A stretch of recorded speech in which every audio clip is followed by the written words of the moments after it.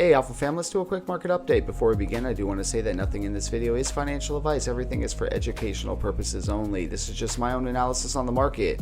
Also, if you're new to this channel, if you could please like, comment, and subscribe, we really do appreciate all of the support. Now let's get into this market, guys. So we've got some pretty big data coming out today, and I think this is the reason why we're seeing a small de-risking in the market. We obviously today is important because we have, and I'll show it to you guys right here, we got core PCE price index month over month, and we have core PCE data for the year, which is basically inflation. The reason why inflation data is so important is because the way the Fed determines if they cut rates is if inflation is going as close to the 2% goal as possible with a slight rise in unemployment. That's like the perfect recipe for them to do it.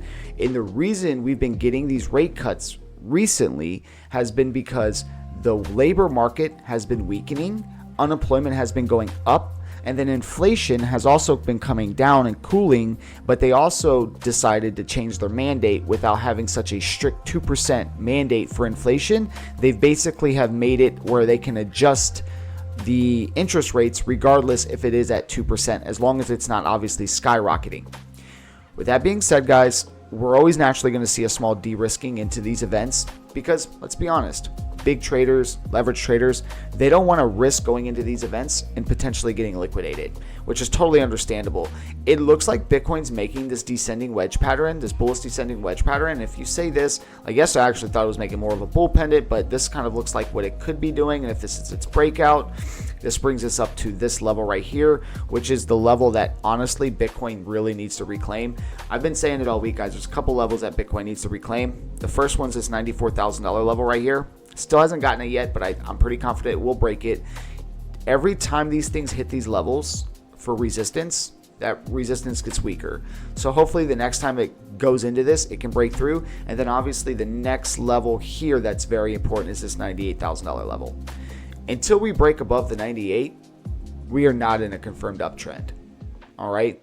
So until we physically break above that level, to me, we're not in an uptrend. Do I think we're making the way to continue and to make a uptrend? Yes. I do think that with all the new developments we've had over this week, the Vanguard situation lifting the IBIT, the crypto bans, you've got Charles and Schwab now allowing all of their people inside of their network to be able to buy crypto. You also have Bank of America coming out saying, 4% allocation into crypto is what they're recommending for their people. There's just all these really bullish catalysts that are coming up. We also got FOMCs next week.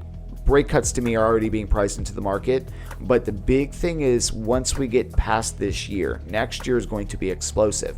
So now our job as intelligent investors is, are we going to continue to run that I can take advantage of, or are we just kind of in this relief rally?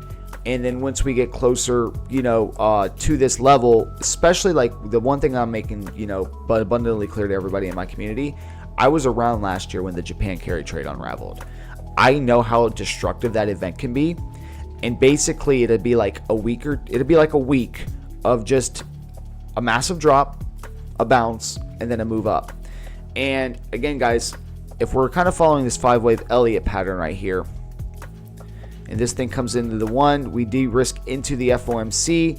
So this kind of, we de-risk into the 10th. Let's say we get a pretty dovish pow. We talked about this yesterday. Then we get a break above. When we start getting to like the 15th to 16th, we need to be really paying attention to what the market's doing. If we just start seeing the market all of a sudden just like randomly start selling off a few days before this event, it's the same thing that happened last time, guys. And it caught a lot of people that were unprepared off guard. That's something that I don't want to be caught with, is if I see a massive de-risking event before, there's a good chance that some of this data could have got leaked, and there's some people that are getting the information first and they're getting out of the way. With that being said, this also could be, if it does, this could also cause a wick down, which could be like an ABC corrective.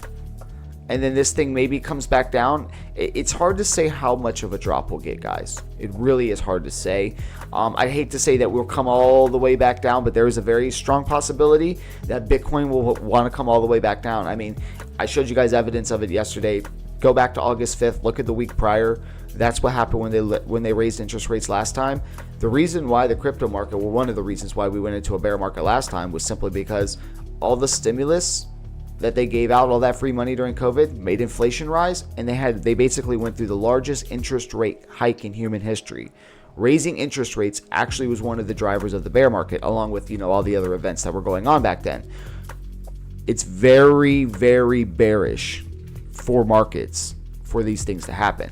So with that being said, guys, we still got about 25 minutes before the market opens today. I'm watching things pretty closely. Obviously, we've been tracking this Bitcoin dominance. It's still below the 50-day. This is definitely not performing like something that I would expect it to perform for something that was getting ready to go into a bear market, which does look good.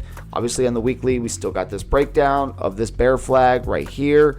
Looks pretty good. As long as USDT dominance doesn't make a move higher than this 6.5% level, I think it's just basically making higher lows and lower highs. Looks pretty good. Obviously, TradFi, we're having to watch this very closely because the TradFi markets are so correlated with Bitcoin and the ETFs that you have to really be cognitive of what they're doing, because these both will definitely roll over at the same time, especially if, like, I'm a big believer that as long as the NASDAQ and the S&P 500 are continuously making new highs and the business cycle is continuously expanding, I think we're going to continue to see crypto follow along with it, because it's become such a macro asset and such an institutional asset because there's such big institutional drivers. So I tell people it's really hard to compare 2021, 2017, 2013 to this cycle, guys. It's like comparing apples and oranges, and I think a lot of people are making massive mistakes, and I think that there's also a chance that this could be a very hated rally, guys, because there's so many people sidelined that basically just went with the blanket 4-year cycle theory, and they de-risked and got out of the market way too early before the actual moves actually happened. So with that being said, guys, keep your notifications on. Like I said, I don't think we're out of the woodworks yet. Watching and monitoring things very closely. Probably going to do another update later on this afternoon, especially after I get an idea of what actually occurs with the data for the inflation.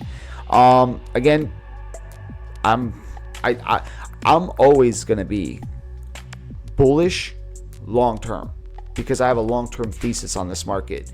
Even though we can have some short-term bearish events, long-term, I'm extremely bullish on crypto and digital assets as a whole. And if you're also trying to learn this type of stuff, if you're trying to learn macroeconomics, if you're trying to learn fundamentals, if you're trying to, find out what narratives we're investing in, if you just want to learn more about digital assets and how to actually get involved and take advantage of the largest transfer of wealth in human history, click the link below, guys. We'll see you inside.